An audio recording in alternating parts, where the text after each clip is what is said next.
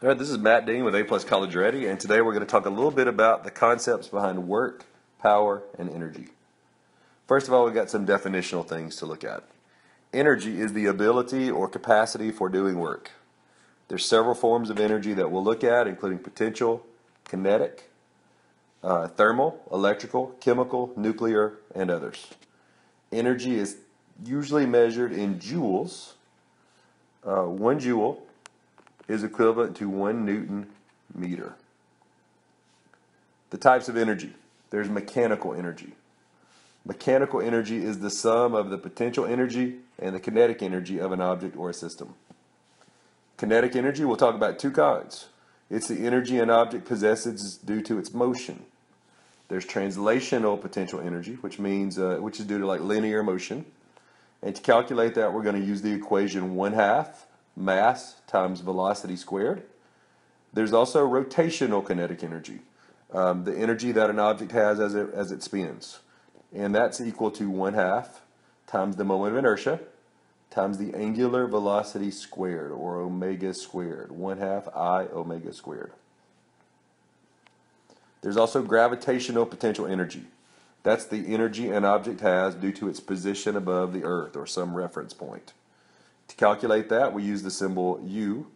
It's equal to mgh, or your physics formula sheet says mg delta y, where delta y is the height above the reference point. There's also elastic potential energy.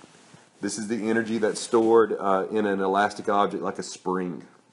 We can calculate how much elastic potential an object has by using the equation 1/2 kx squared, where k is the spring constant and x is the amount of displacement from the equilibrium position. Then we're going to talk about work. Work is when a force acts on an object and causes it to move a distance parallel to that force. Work is only done by a force that's moving parallel or a force that's acting parallel to the direction of the displacement. Work can cause the mechanical energy of the object or the system to change.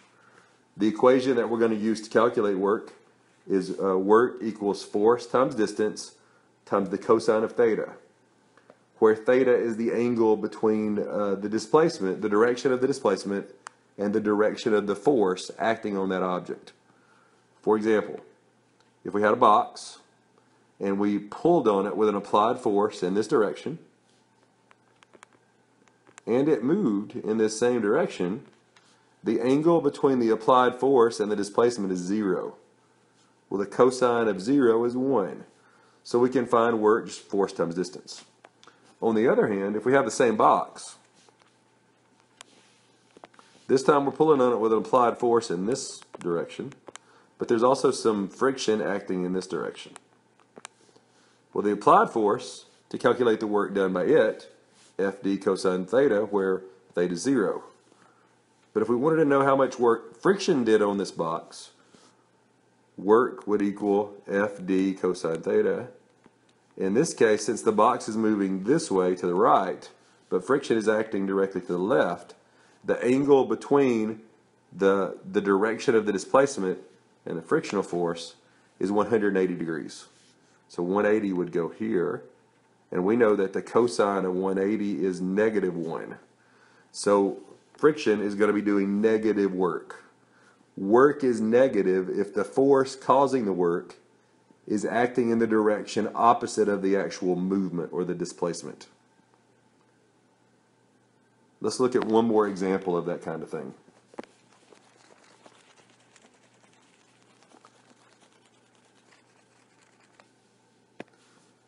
So this time, let's say we have a box, and let's say that you're lifting the box at a constant speed. So you're applying an applied force. There's also, though, weight acting down. Well, the box is being lifted up, so if we wanted to know how much work was being done by your applied force, work equals FD cosine theta. Your applied force is acting in exactly the same direction as the motion, so the angle, theta, would be 0, and therefore we could calculate the work. If we wanted to know the amount of work done by gravity, Well, the gravitational force is acting at an angle of 180 degrees away from the actual direction of motion. So the angle theta would be 0, and we know that the cosine of 180 is -1. So the gravitational force is doing negative work, whereas the applied force is doing positive work. So even though work is a scalar, it still needs a sign. It's negative if the motion is in the opposite direction of the force doing the work. We could also work the same kind of problem instead of using FD cosine theta. We could use work equals just FD and only use the component of the force parallel to the motion to calculate the work. So only use the part of the force that's parallel to the displacement. Using this equation is probably the easier way to go. Work, like energy, is measured in Newton meters or joules. We'll also mention power. Power is how fast you do work. It's the rate of doing work. So we could say that power equals work over time. Your AP Physics 1 formula sheet writes it this way. And we'll talk about why they use delta energy in just a minute. So work over time. We already know that work is force times distance over time. And what you might not have thought about is that distance over time is speed. So we can also write this as force times speed. Whichever formula you use, you're going to end up with a joule per second as your unit, or a Newton meter per second. That unit is called a watt. So a watt is our typical unit for power. We'll also talk about some conservative and non-conservative forces. A conservative force is a force that converts potential energy to other forms of mechanical energy when it does work. A conservative force conserves mechanical energy as it does work. The work done by a conservative force is path independent and only depends on the initial and final positions of the object. Examples of conservative forces include gravity and also the force in a spring or an elastic object. Non-conservative forces, on the other hand, can change the amount of mechanical energy in a system. Some of the energy can be converted to heat or sound or other non-mechanical forms of energy. The work done by a non-conservative force is dependent upon the path of motion. The two most basic non-conservative forces that we'll deal with in this class are friction and drag. One of the most important ideas in this unit is the WorkEnergy Theorem. And probably the most common way of saying it is that the net work done on an object is equal to its change in kinetic energy. Work can cause changes in kinetic energy, and it's net work. If we just want to calculate the work done by a conservative force, we can say that the work is equal to the final amount of potential energy minus the initial amount of potential energy. If we're talking about non-conservative forces, work can be equal to the change in kinetic energy plus the change in potential energy. Also remember that the kinetic energy, the K term in this equation, can be K equals 1/2 mv squared, but it can also be rotational kinetic energy, 1/2 I times omega squared. So both of these equations can factor into this K. Also remember that the potential energy can be both the gravitational form, mg delta y, but also the elastic form of potential energy, 1/2 kx squared.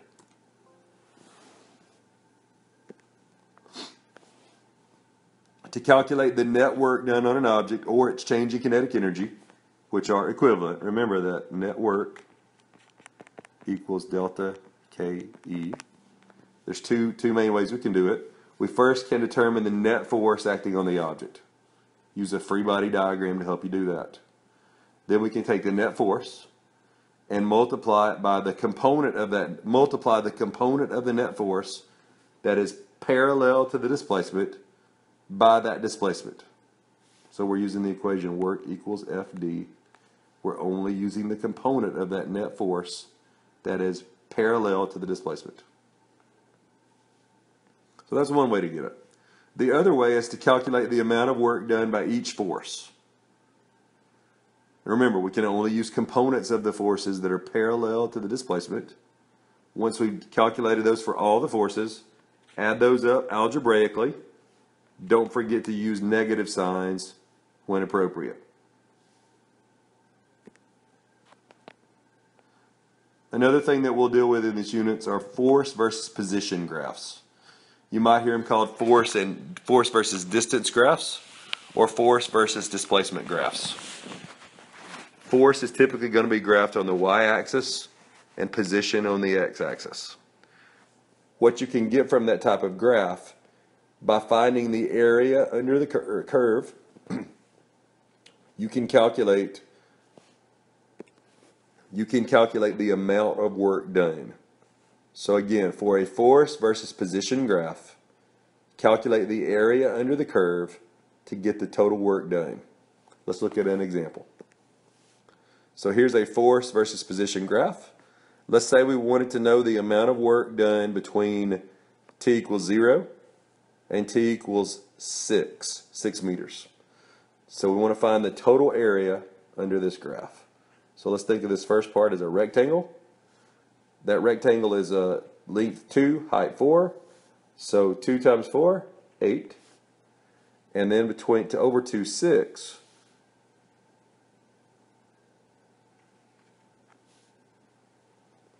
Let's make that into a rectangle. And that rectangle is 3 wide and 8 high. So 3 times 8, 24. And now we've got to get this area in here. So let's get this piece. So that one is 1 wide and 4 high. So 1 times 4 is 4. And now we have a triangle that is 4 tall and 1 wide. The area of a triangle is 1/2 base times height. So 1/2, 4 times 1. This is 2. Add all those up. So let's say that's going to be 32, 36, 38. So we have 38. We're multiplying newtons times meters to get that area.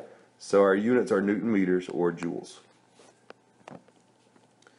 Now let's say we wanted to know the amount of work done between x equals 9 and let's say x equals 14. So we're going to take this and make it into a rectangle. All right, let's erase that and do a little bit cleaner work on this.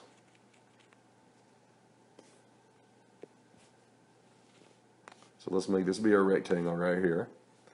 So that rectangle is going to be essentially 3 wide and 6 tall, 18. The force is negative, which means this is going to be negative 18. Because remember, when we're finding area under a curve, we're essentially taking the y times the x. We have a negative y times a positive x. Over here we have a triangle. That triangle is essentially negative 6 tall, and it is 2 wide. So 1/2 negative 6 times 2 is 6, negative 6. Add those together, negative 24 joules is the total amount of work done in this particular part of the graph. When we're saying area under the curve, we're talking about the area between the line or the curve and the horizontal, 0. So we want to find all the area between our actual line and 0, x equals 0, or y equals 0 rather.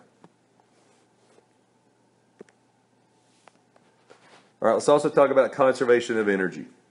The total energy of a system is always conserved, even when acceleration is not constant. In cases like this, the kinematic equations can't be applied because there's not a constant acceleration, but the law of conservation of mechanical energy can be used to solve these problems. When friction is involved in a problem, mechanical energy is not conserved because some of the energy is converted to heat. The total amount of energy of the system is always conserved, But when we're talking about friction, we can't just think about potential and kinetic energy. Those are not necessarily conserved because some energy is converted to heat.